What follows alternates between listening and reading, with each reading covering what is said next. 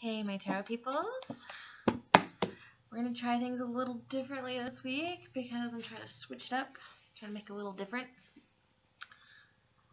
Plus, I'm trying to cut out a little bit of the daily mid-work. So we'll just try this out and see how it goes. If it doesn't work, then it doesn't work. If it does, then yay! So, let's light some stuff on fire and begin.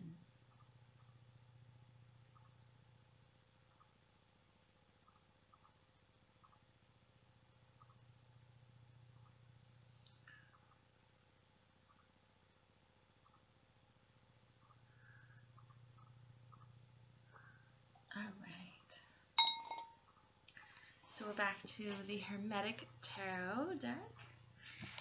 And we have my Hermit here, and we have the Ten of Swords, because these are the only two paintings that did not make it up into hanging.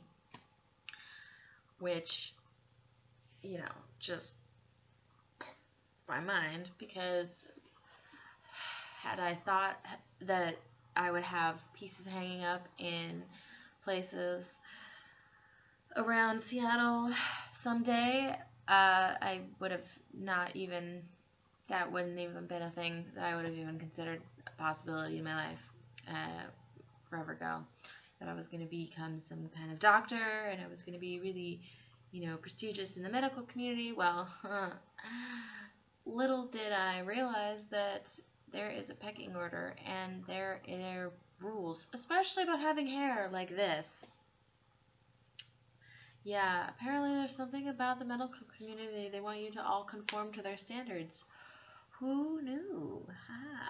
So, I think really what I want to talk about, and so I'm going to preface this, is that this is going to be for the entire week from the 5th to the 11th. And so I'm going to I'll go into some detail. Maybe I'll put some timestamps on so that if you want to skip over this message, which, sure, why not? Then you can get right to the cards, and that's cool. I'm going to shuffle while I talk, though, because, I have restless hand syndrome. I guess conforming and hierarchies, groups, people, everybody wants to believe that they have a certain place in the pecking order. People want to feel like they have a certain amount of respect. They want to feel like they have certain pull in certain areas, and they have the power over other people in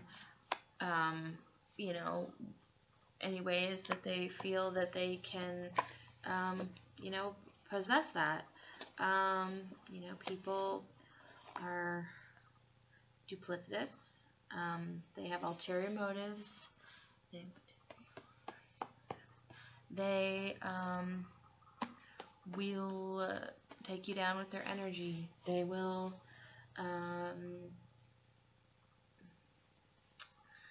demand things of you that you feel like you are you have to give them. You have to comply. You have to do this if you need to go in a different area. And you think that, oh, I would never fall for that, because I don't take very kindly to people telling me what to do. That's not really my whole thing. That's no. But people are very charming. I'm charming. I know this about myself. But it's powerful. It's a power that a lot of us possess. Some people don't harness this power, and I think that more people should. And some people like to call it witchcraft, and some people they call it whatever else. And it's just all about being comfortable with your own boundaries and your own self and your own understanding, but also continuing to ask questions. the thing about asking questions, a lot of people feels like they don't want to ask because it just makes them sound like they're stupid. But if you don't ask questions and you just go and you have this, projection of knowledge, and you sit on this, high stool of, this is who I am and whatnot, then you're actually not really learning anything new. You can always learn new things from observing, though, so you don't always have to ask questions. But, you'll never truly know unless you ask, because you can always see things, but you can never quite know the depth until you ask questions and you understand people's responses, because people will always tell you how they're thinking, how they're feeling. All you have to do is decipher it from what they say. People can only speak for their own opinions, even if they want to say that it's grandiose and things like that. And people want to be paid attention to. They want to be loved, they want to be understood, but they don't necessarily always want to return that. And they will take, and they will take, and they will take it with a promise of return, but without actually returning. That's where the charm comes in. And so you always should be a person of your word. If you say something, do what you say. And if somebody does not do what they say, and they do not return, or they kind of go around the corner and they don't quite really, and they're very a little mystical about it, then, be wise in that. Be wise. We all are very ambitious people. We want to believe everything that people say. I know I do, and I know that I've been taken for many rides, but you have to minimize the damage, and you have to understand that, yes, things are, it's upsetting when that happens, but also you get to learn something about yourself, and you get to move on and feel like you experienced that, and that's okay, because now you can move forward with that experience and figure out a different direction and a different kind of path around it. And, you may not be where you want to be in the moment, but you have your dreams, and you have your aspirations, and you have your belief. And no one gets anywhere without believing in something. We can always aspire to things, but if we don't believe that we're actually going to make it there, we're not actually going to make it there. You have to have almost an insane belief system of yourself to get anything and anywhere. And, you may not be the funniest person, because your belief is not to make jokes about, things and be sarcastic, because that's negativity. It may be hilarious. Those, comedians and TV shows may be just so funny with their jokes, but jokes are just pain and reality twisted in a different light, saying, oh, haha, isn't it funny that this won't happen, or this is happening and we can't change it. It's not stupid to believe in yourself and to have a positive outlook, even though negative things are going on around, and you don't make fun of the negative things like you are supposed to apparently make light of this. Because when we're actually making light of those things, we're acknowledging that they are real, and that there's a real barrier to it. What we want to imagine and focus on is that there are no barriers. We have a road wide open, and we are ready to go. Alright, so I've pulled 7 cards across for the week, 1 for each day of focus, and then for the overall week, summarizing and then the end card. The end card being what sums it all up. So, of course it is. 10 of Wands. The end of all the actions. So we've been doing a lot. We've been dealing with a lot. September has been one of those months that's just been so crazy, and it's at the end of this crazy summer, and we have been doing so many things and trying to do so many things and pursue our goals.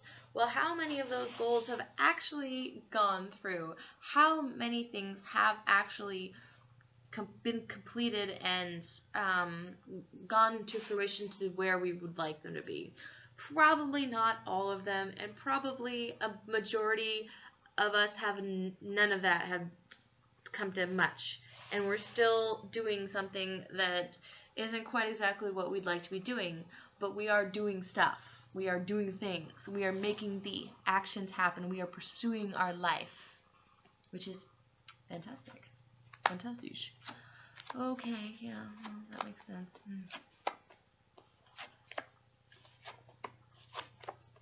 So we'll see how this new format works out, because, you know,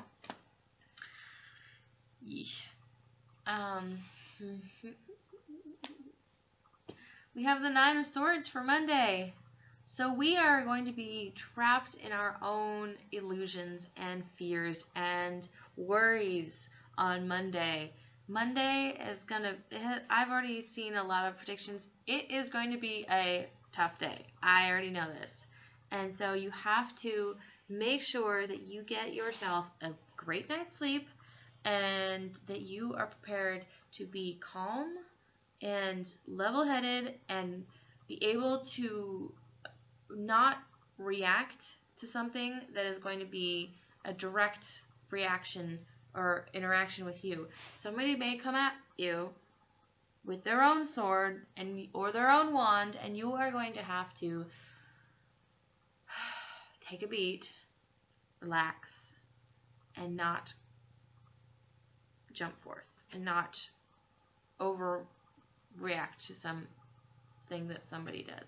Or you may be paralyzed in fear because something is happening that you never even thought was going to happen, but then it's happening.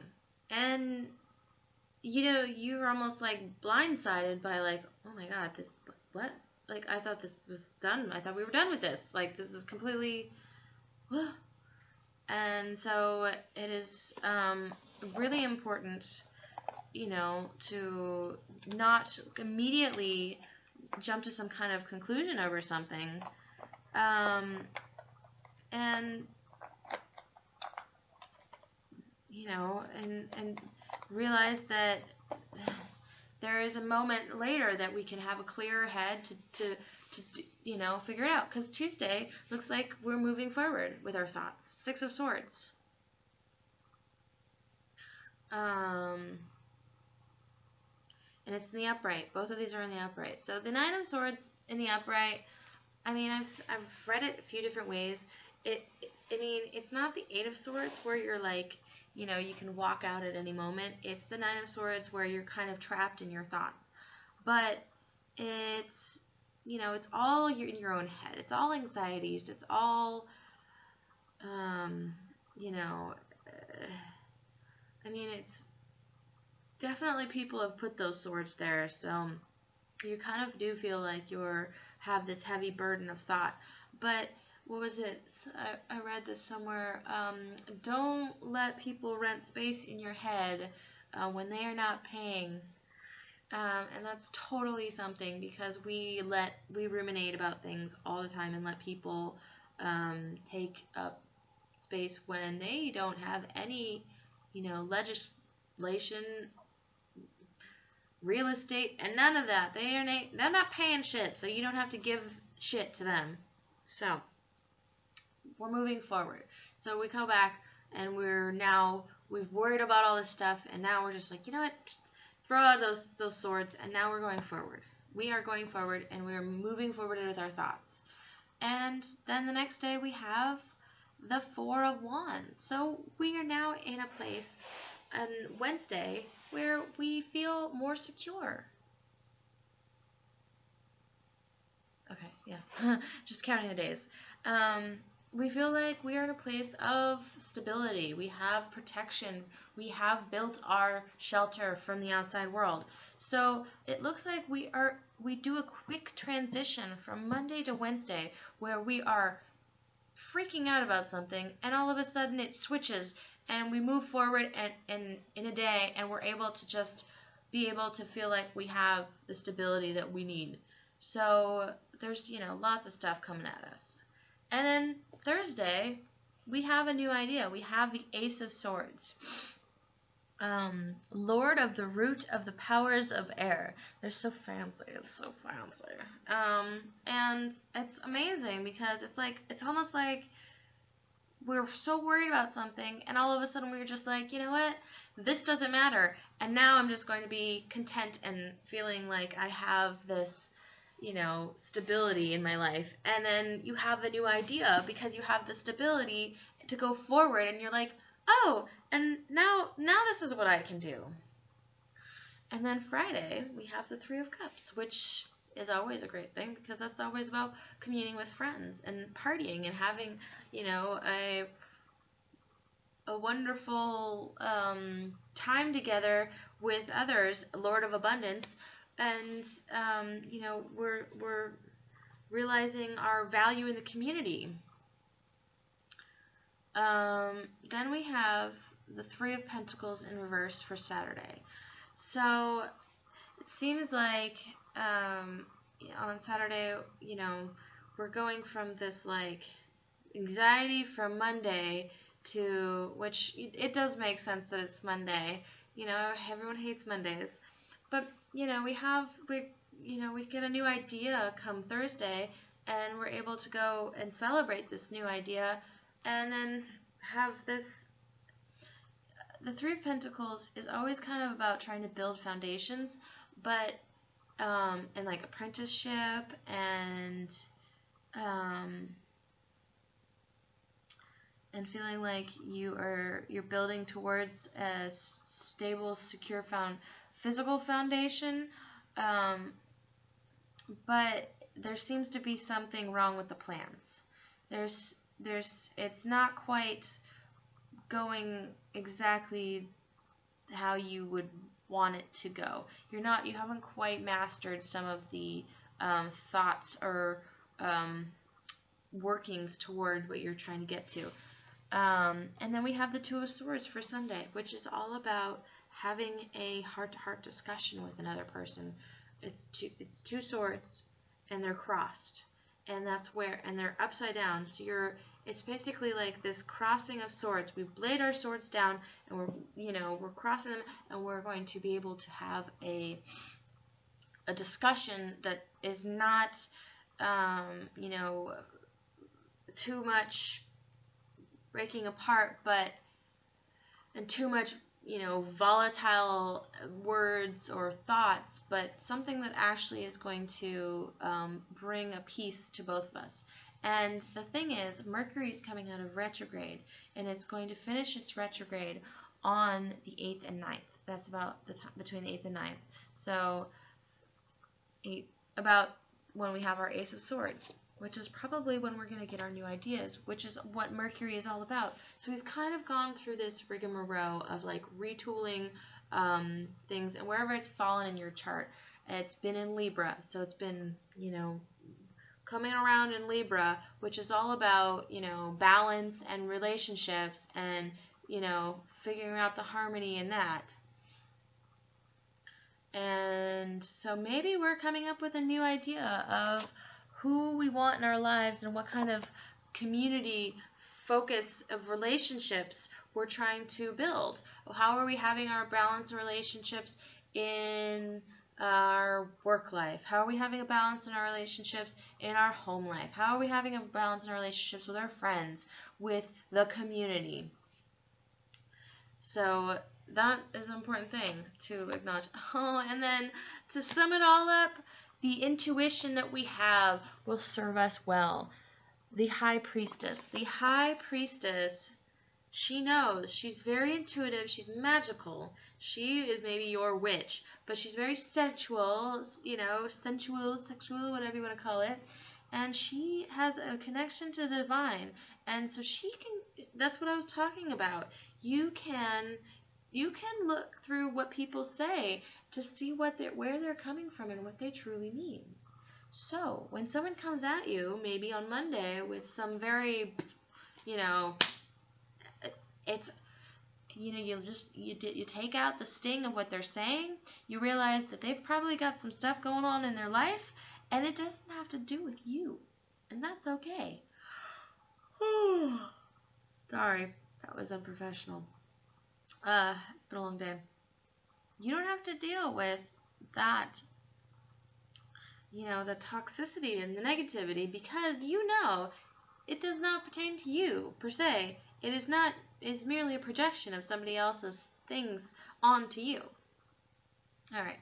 So, and you are regaining a lot of power in your life, a lot of strength and magic of your own right, which is fantastic if you've been cultivating it. If you haven't, then maybe it's a realization that you can and you will. So, all right, let's look at the love cards.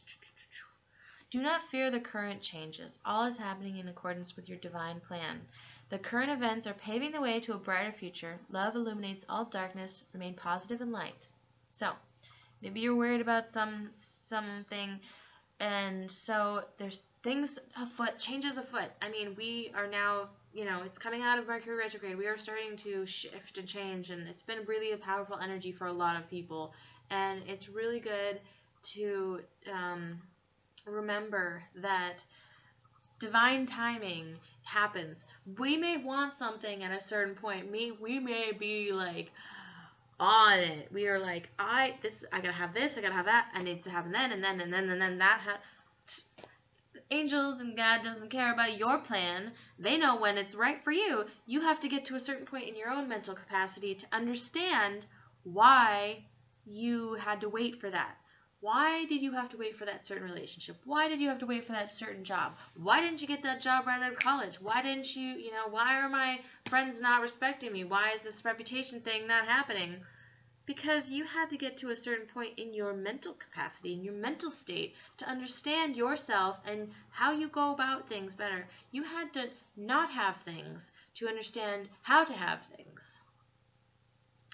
I'm here all week, people. Actually, for this video, I am. You are a jewel even though you may not see it. What you consider imperfect is an illusion. Even in darkness you shine eternally bright. So remember, you are a jewel, and have that self-confidence in yourself when someone comes at you and tries to tear you down. You're like, okay, thanks for the whatever, but that's your opinion. People will always try to, build you up so that if they, they can have this kind of emotional control over you in a sense where if you're not getting the positive affirmations from them that you feel and the lack, and then you come to them and they're pulling you in and they're oh, now I need you to do this and I need to do that, and oh, you're so great. Oh, how wonderful that you're doing all this stuff for me when I am not doing anything for you. That's how they get you. They hook you and you reel you in. In order to cope with separation from a loved one, we need to realize that spiritually we are always connected to the ones we love. Neither distance nor time can separate that which is united by love. I think a lot of us are missing people, and I think we'll be experiencing a lot of visitations in our dreams from past away people. I mean, don't, be like, hey, I need to talk to you, but, be open if they want to come visit and say hey. Maybe some people that are leaving or they're not in the state and you miss them, and that's hard because we feel disconnected and not surrounded by their energy, but just know they're always there. Maybe a relationship is not quite going, but you both have feelings for each other, and that's okay because divine timing, baby, right? Sometimes you need to figure out exactly what you needed to do in your own life before you can have that person come in. Because if you got together with that person, then things would just fall apart because you'd both be crazy codependent on each other instead of actually having your own stuff. And then, you, my beloved, are like a ray of golden sunshine. I breathe your love in, and all my concerns melt away. And that is All that is left is pure joy. Thank you, my beloved soulmate. No matter what changes life brings, nothing will change my love for you. You give my life purpose, and because of you, I feel safe. I am forever grateful. Love does not change, it only grows stronger. And when you feel that feeling, when you feel that love for someone else, that indescribable connection, regardless of the situation that you may be currently in, it doesn't go away. We never really lose the love that we have for people. Now, we may not be connected to them, and we may be on different paths, but we all still feel that. We all have that in our hearts for someone else. And that is why relationships always seem to be so difficult, because timing is so important when it comes to having a connection. And I believe sometimes we do give up on love too quickly, and we do throw away things because we aren't willing to work on it, and something shiny and new has distracted us and made us think that that's something that we need to do. But if we put the work and we put the time and energy into someone and a relationship between that person, then it will always return to you. It'll always give more life, especially if it's a very powerful and very intense emotional and loving connection. As long as all parties involved have an ounce of sanity and stability and independence. Those are probably the three things I think that create the healthiest relationships. So, with that, I wish you a great week, and try not to bug out too much on Monday. I know it's Monday, but alright, I wish you well, my dears. Bye.